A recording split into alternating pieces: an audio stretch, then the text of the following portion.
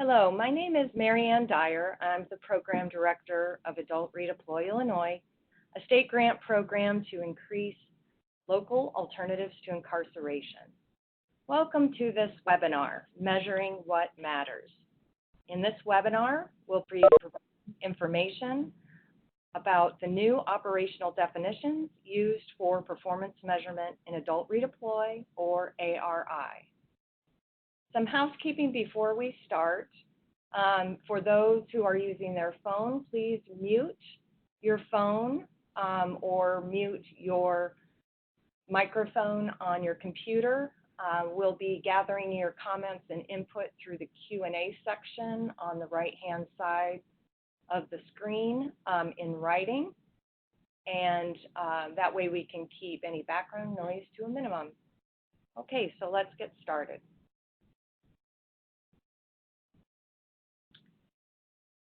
We are going to go over today 3 key definitions that have recently been approved by the Adult Redeploy Illinois Oversight Board to guide performance measurement in Adult Redeploy Illinois. The process to develop, refine, and standardize these definitions was a long and deliberative process involving conversations in the Performance Measurement Committee of the Oversight Board over more than 2 years. The definitions result from conversations about how to compare apples to apples when there's wide variation across different sites, and how to assess and demonstrate the impacts of adult redeploy internally and externally to policymakers. So again, the definitions we will go over today are for diverted, exit types, and recidivism. We will talk about key terms used in the definitions, how the new definitions compare with prior ways performance was measured, and how the implementation of these new definitions might affect sites and what assistance will be available.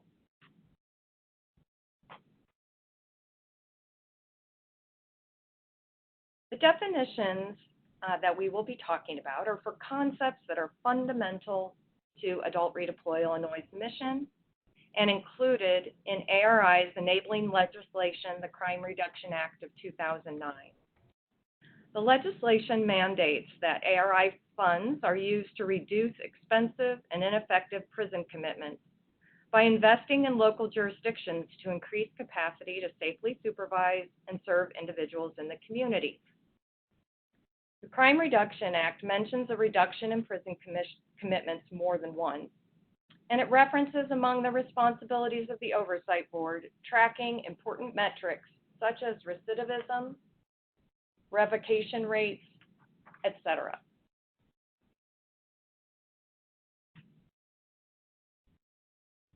The goals with the new definitions are both immediate or proximal, as many of you will understand that terminology, as well as long-term or distal.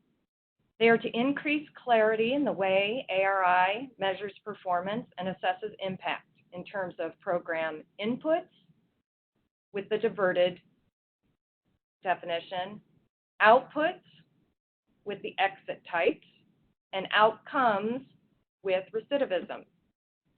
The new definitions will better allow for unduplicated counts of those coming in and leaving the programs, and a cleaner way to track what happens to ARI participants as they're leaving the program. They will also help in objectively demonstrating the program's impact to policymakers and maximizing how ARI funds can incentivize behavior towards safer and healthier communities as envisioned by the Crime Reduction Act. The first definition is for diverted, a key concept in ARI. Now, the old way we measured diversions included both the new people coming into the program or enrollments, as well as those who remained active and compliant in community-based programs versus being revoked to the Department of Corrections. The new definition is new enrollments only. This will focus on the decision point at which a person is either diverted or sent to IDOC.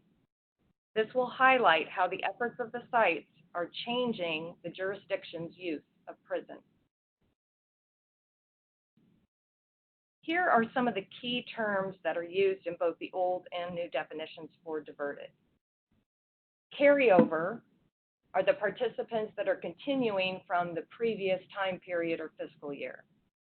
Newly enrolled are those participants who have been referred and accepted into the program during the time period. Revoked to IDOC is when probation is terminated and the participant is resentenced to IDOC.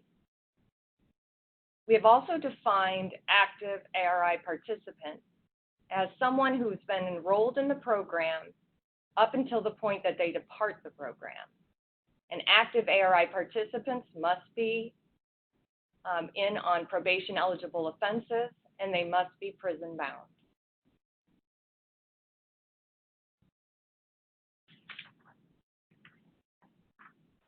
Now, with the old definition, participants were considered diverted as long as they were active in the program and not in IDOC custody. And this often period of being diverted extended across several time periods, quarters, fiscal years. With the new definition, each participant is only counted once at the point of enrollment in lieu of a prison sentence.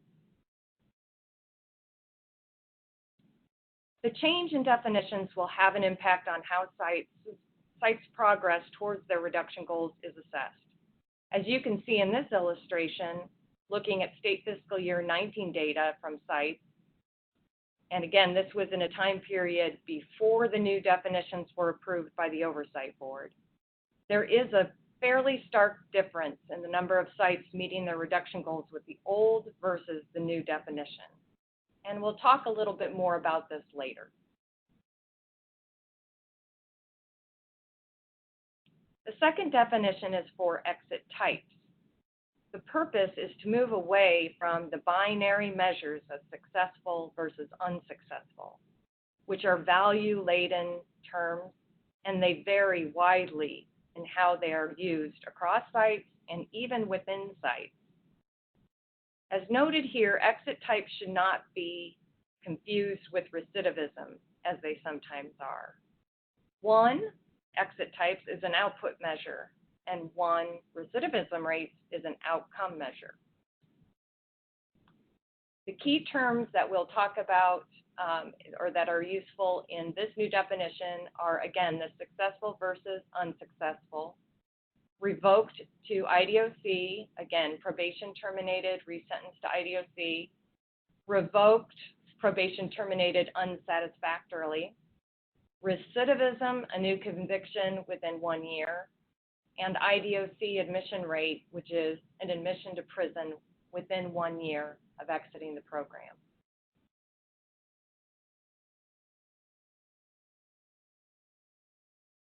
With the old definition, output measures in the program would usually show successful exits lagging a little or a lot behind what are considered unsuccessful exits, which we felt missed the program's positive impact.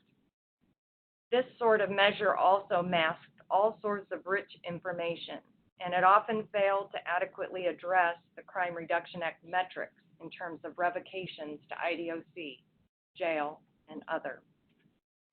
We are aware that these terms can mean much different things to different sites. For example, if someone has completed all program conditions and therefore leaves the program and stops receiving services, but still owes court fees or fines, is that person considered a successful or unsuccessful exit? The answer has been, it depends.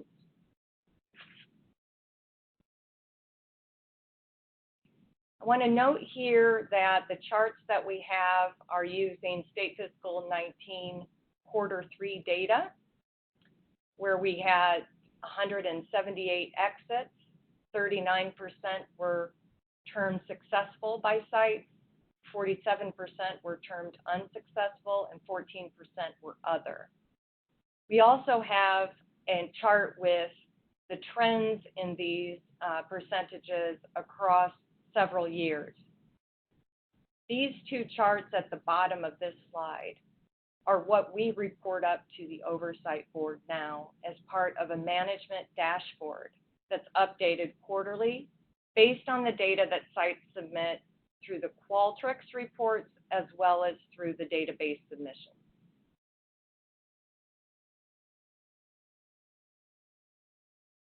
The new exit types provide tidier, more granular information for people administering the program, reviewing the program, and wanting to know more about the impact of the program and what happens to individuals as they're exiting. The new definition includes counts of who exited the program with a transfer, perhaps to another type of diversion program, as well as those who exit due to death, which is sadly an increasing instance in the midst of the opioid crisis. Revocation to jail and revocation to IDOC are specifically referenced in the Crime Reduction Act, and both show different uses by the jurisdiction of expensive incarceration. The completed is self-explanatory, as a person has completed program requirements. And as always in data, there is an other category which varies and which we try to gather information on in narrative ways. As you can see in this pie chart, which uses data from state fiscal year 19, quarter 4, so a different time period than the earlier one. There's a lot more to see in these data. We can learn a lot more about what is going on and what is happening as participants leave. Again, this illustrates that the completion rate at 45%, irrespective of whether it's defined as successful or unsuccessful, is a very healthy percentage, and you get a sense objectively what a person had to do to get to this status and what the program is looking at in terms of moving people through the program. This other large chunk, unfortunately, but not surprisingly, is revoked to IDOC. And we would expect with the programs that are working with a prison-bound population with high risk to recidivate and high needs would have a percentage here that would be more than insubstantial, because the folks that you're working with are have a lot of challenges. Now, the other percentages are much smaller, but still can tell us a lot when we go into the actual numbers and the actual cases and look at trends across time. The third definition that we'll talk about is for recidivism. Now, generally in Illinois, recidivism has been the measure of people who have exited and then returned to prison within 3 years. However, in recent years, there have been efforts to expand and improve upon this rather blunt measure. Now, in our process here, the Oversight Board adopted a definition that lines up with the one used by the Administrative Office of the Illinois Courts, which is another conviction within a certain time period. The AOIC uses 3 years, ARI uses 1 year. And this is based on conversations internally and with our research partners about how long the effects of an ARI program might continue after a person exits before other factors can impact their recidivism or another commission of crime. There'll be a lot that we can learn from the types of conviction in this new conviction category, as well as the time to reconviction in terms of dosage and assistance. We make the distinction here, and we'll talk about it a little bit more in the next slide, between recidivism as a new conviction, which may or may not lead to IDOC sentence, and the IDOC admission rate, which actually shows the number of people who are admitted to prison. And in fact, they use two different data sources to review these data. The criminal history records inventory, or CRI data, is what we would use to look at the recidivism measure. The IDOC admission rate comes from our sister executive agency, the Illinois Department of Corrections, whereas CRI data is populated by law enforcement. So a little bit more on this recidivism. Starting last year, ARI began charting and reporting that IDOC admission rate to our oversight board, the admission rate within 1 year of exit from the program. And as this chart shows from our management dashboard to the oversight board, percentage of former ARI participants who have remained in the community and not gone to prison has been steady at around 65%.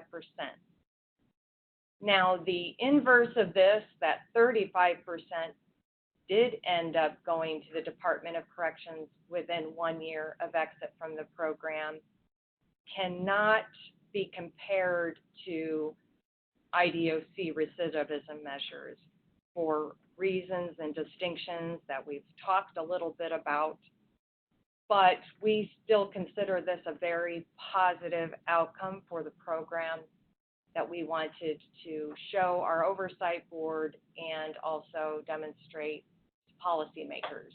In fact, this will be featured in the state fiscal year 18 annual report that's about to be released. So we'll talk a little bit here about the implementation of the new definitions. ARI is in the process of rolling these out. As we noted earlier, we acknowledge that there may be significant impacts on some sites in terms of performance measurement and progress towards their reduction goals. The important thing to know about the implementation of these definitions is that they're not intended to be punitive or disruptive to sites. They're intended to provide clarity to the way we measure what we do and the impact that we have. ARI staff and the Oversight Board are committed to providing clear and consistent communication as the definitions are implemented, conducting intentional conversations, particularly with those sites for which these changes present challenges, and offering technical assistance.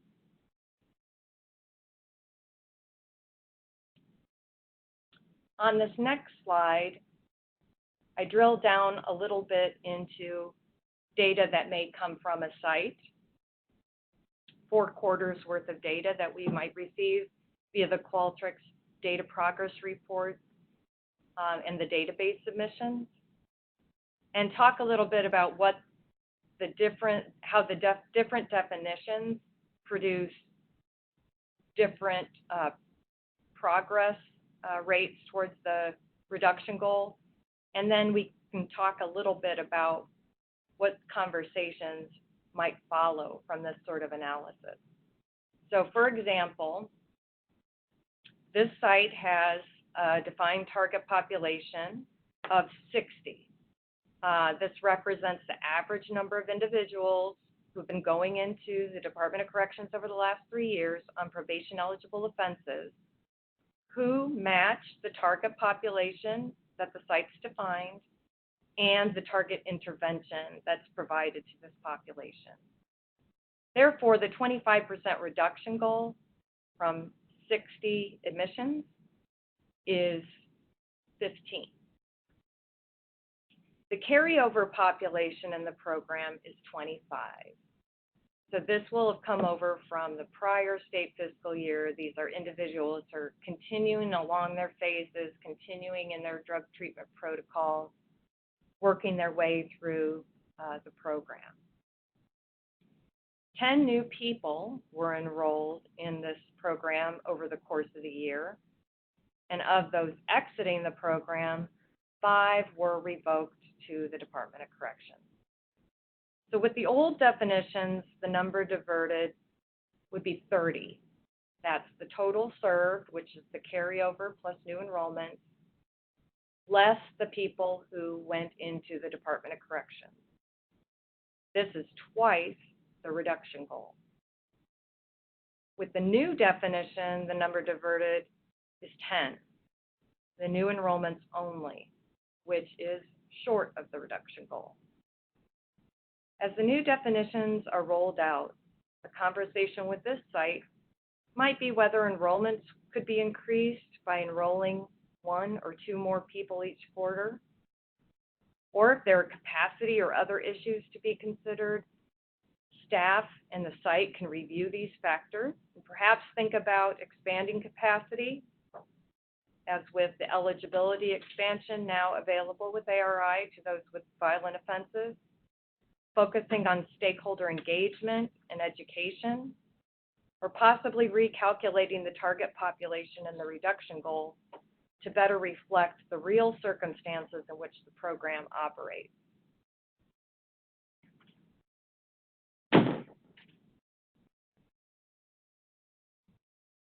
Okay, so we have made our way through the slides in good time. And now I would invite anybody who may have questions and requests for clarification of any of the information provided. We ask that you type those into the Q&A box on the right-hand part of your screen. Or if we can do this in an orderly manner, you could also unmute yourself and just ask your question.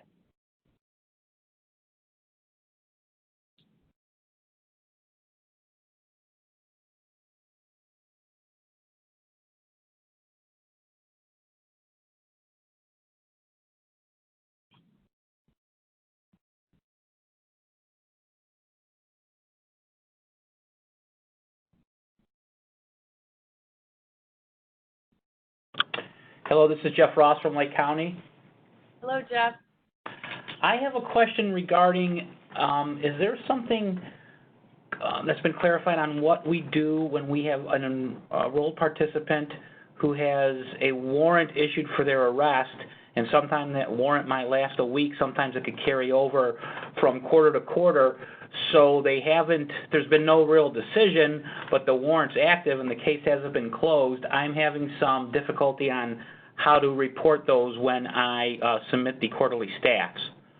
And maybe if there is, you could just direct me if we don't answer it at this time, but that's something that I'm struggling with. I'm looking at these new definitions, and I don't see anything as far as someone who's on warrant status. Does that mean they are considered exited from the program because they're not receiving services, but then that warrant might be resolved and then they come right back in?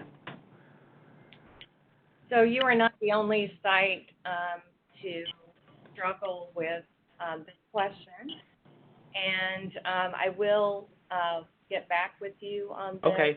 Because Dr. Mock, Lynn Mock, has determined, I believe, that once they go AWOL, that they should be identified as having left the program. Okay. Then if they're brought back onto the program, then they would be re-enrolled at that time. It's cleaner for our data, but for further details, I'll get additional information from Lynn. Or I can contact Dr. Mock directly and make sure that's clear, because I do have some of these cases that are at warrant status, but then when they get picked up, they just, the warrant's resolved and we just roll them right in and give them, a sanction or a therapeutic intervention or re-enroll them into, different programming. So I'll contact Dr. Mock just so there's clarity, because I want to make sure I'm reporting things the right way to you guys. Thanks, Jeff. Okay.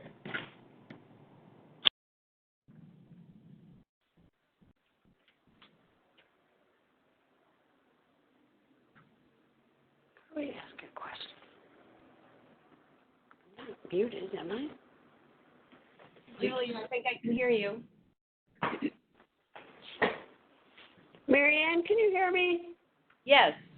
Okay, so I get the first line where there were the 25 carryover, the 10 new, the ones that went to DOC, so then it was 30. But then you said under the new way it would only be 10 diverted?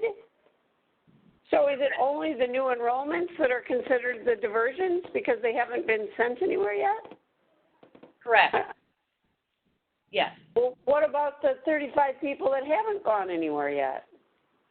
Or the 25 carryovers that haven't gone anywhere yet? Yeah, they will have been, well, not necessarily in this example, but they will have been captured in prior enrollments or prior diversion numbers. What is oh, got it. because these carryovers were enrolled in prior time periods, it's not an unduplicated count, and so they have been counted each quarter. Now, we defined that and defended that.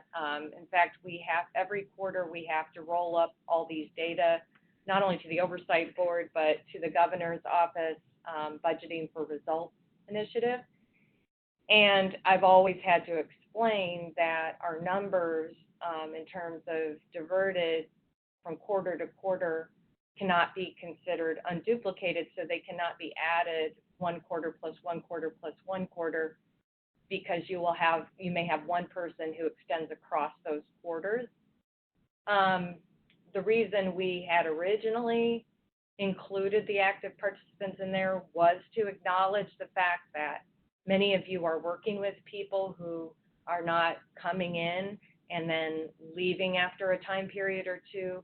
They may, requiring the intensive intervention that you're providing, they may be in the program 18 months, 2 years or more.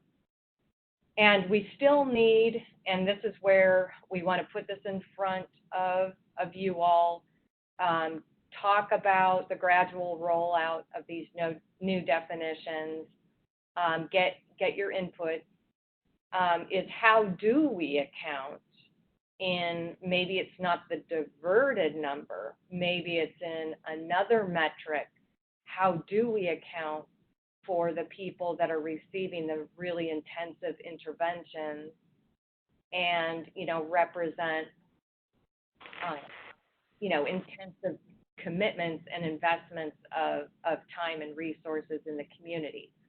We don't want to have unintended consequences of turning people through the program, net widening to increase enrollment numbers, or anything else that would be not considered an evidence-based practice. So they would still count as numbers served, but in terms of our diversion goal, they would not count. Right. The diversion goal would be within the number of new enrollments within the time period, say July 1st to June 30th. Even though the ones sent to DOC were likely from the carryover numbers, not from the new people. Well, the DOC number is currently not going to be part of the diversion number as it was in the old definition. The enrolled number will not be reduced by the revocation number.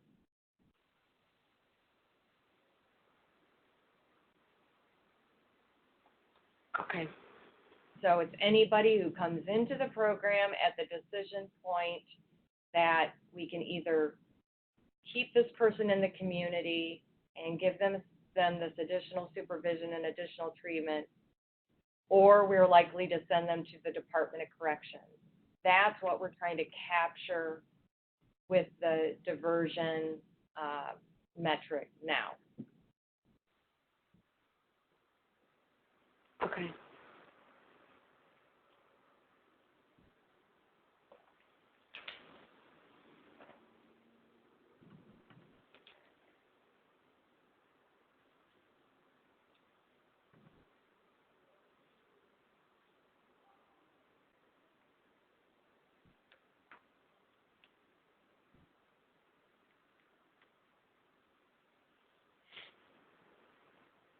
We'll hold this open for another 5 minutes or so to see if anybody else has any questions or requests for clarification or comments.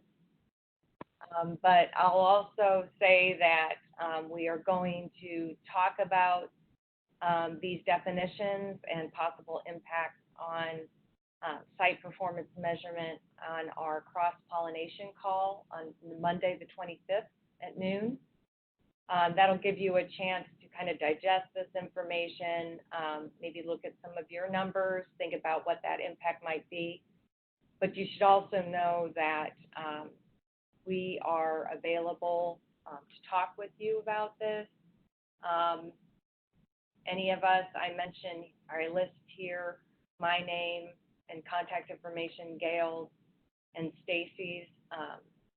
Lynn Mock is also a resource here. Hey, Mary Ann, can I have another question? Maybe I'm just obtuse. I don't know. So in the old one, you had 15 people was the reduction goal. We carried over 25. We enrolled 10, and we sent 5 to DOC, so the diverted was 30. In the new one, we enrolled 10, and the number diverted is 10, even though 5 went to DOC? Correct.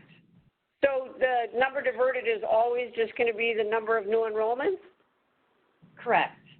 It's going to be that front end measure because we're going to capture the revoke to IDOC in the exit types measured. Okay. And we're talking about. Diverted is the same as enrolled. Okay. Correct. And then our challenge will be, now we're talking about diverted or enrolled at the front end. We're talking about what happens upon exit and gathering that information. And internally, our challenge and our opportunity that we are talking about is how do we use the data that we are collecting from you to paint the picture of what an individual experiences while they're in the program. So between enrollment and exit, what is happening?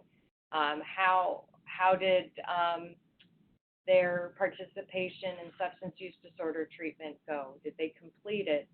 Did they drop out but then pick it back up and completed it on the second try or the third try? What sort of sanctions did they receive? What sort of incentives did they receive? What sort of additional support services were provided, such as housing and transportation or employment resources that made the difference? And, we're very excited and interested in painting these pictures with the data that we've collected and learning more about, again, I call them dosage and desistance questions, but what makes the difference? How much does it take to get somebody on a different path? Mary Ann, can I ask another question? It's Julie again. So when we're going to unsuccessfully discharge someone from the program, but we don't want to necessarily send them to prison, we just know that there's nothing else we can do, so we end up putting them on probation. Is that the same as sending them to DOC, or is it just if you send them to DOC? That will, no. If they're not going into the Department of Corrections, you would not would not be defined as a revocation to IDOC. So I've gone back to our exit type slide, and you'll see that now we have much more granular way to collect that information. That would, based on the way you described it, I think that would be a revoked to other if it was considered an unsatisfactory termination of probation. Okay. And considered a sanction, but it could also be considered a transfer, which is more neutral, where you find them another disposition that hopefully will lead to a better result. And then, of course, this other, not just revoked to other, but other, that also might be what you would what you would use. And we know that these are not going to be the majority of the exits. They're, like I said, like you can see from the pie chart, they're usually a fairly small percentage of the total exits, but we want to be able to capture as much of that detail as possible, because there's a lot to learn from it.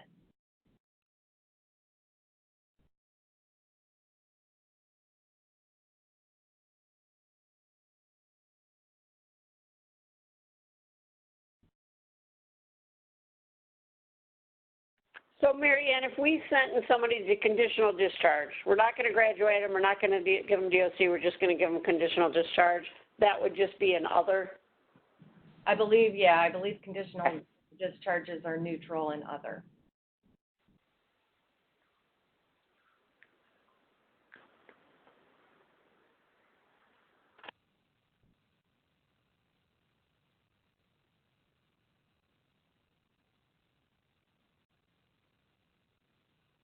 And some of you may remember or recall that we actually started using these exit types in the latest quarterly data report through Qualtrics.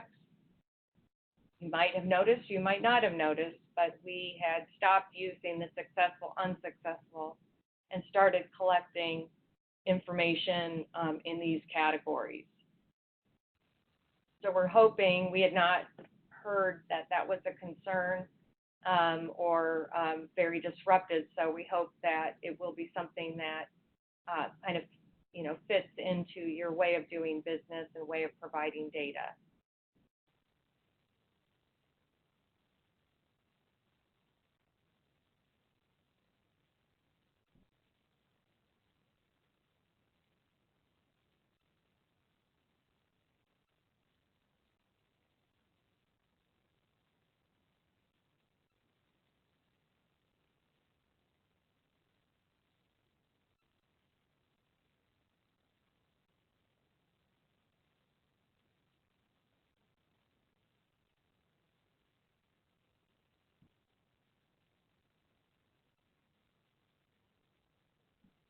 No one is using the little raise your hand icon. So.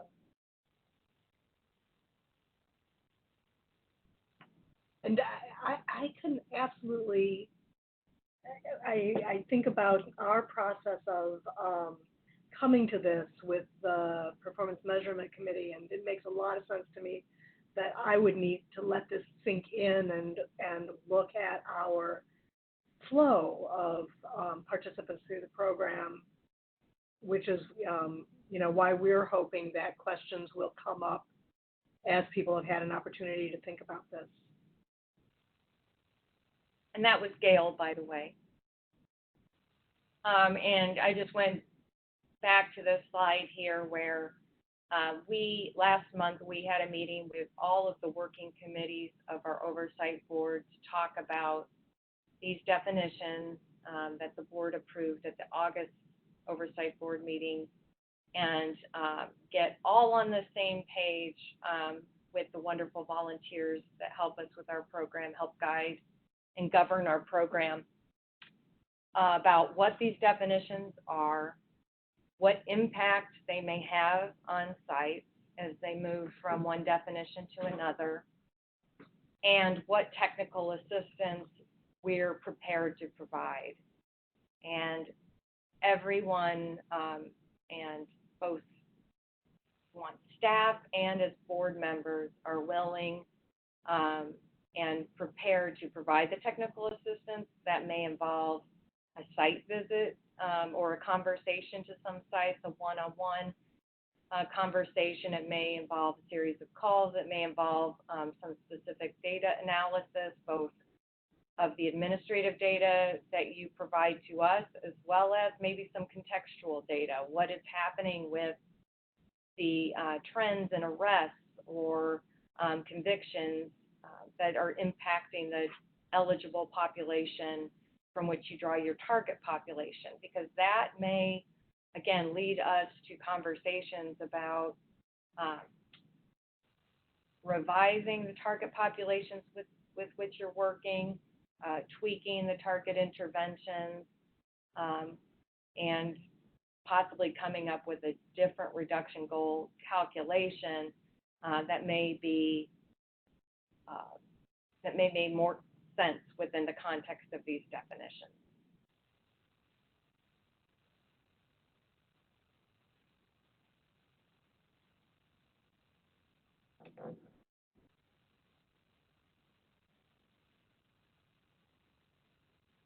Marianne, when will you guys let us know about the people that are out on a warrant? Or should we just start now making them You know, exit? since this has come up here, we can try to address it on the Monday call, or I can send out an email. But I'll just talk with Lynn right after this, and because it is something that we've been hearing increasingly about, I'll try to send something around to everybody. I would say, you know, within the next week or so. Thanks, Marianne. Certainly.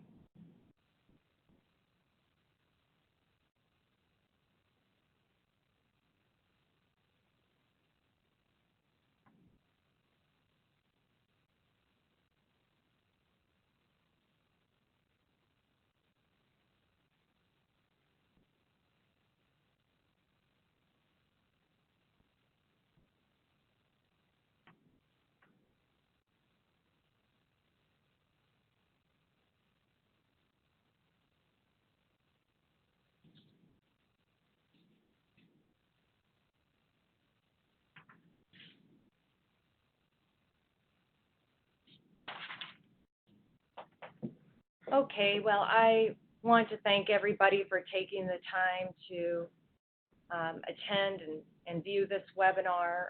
We've recorded this and we'll provide it, send it out in an email so that if anybody wants to revisit this or knows of someone who wasn't able to participate at this time, they'll be able to look at it along with the slides that we sent out earlier today in advance of the Monday cross-pollination call or any other subsequent conversations.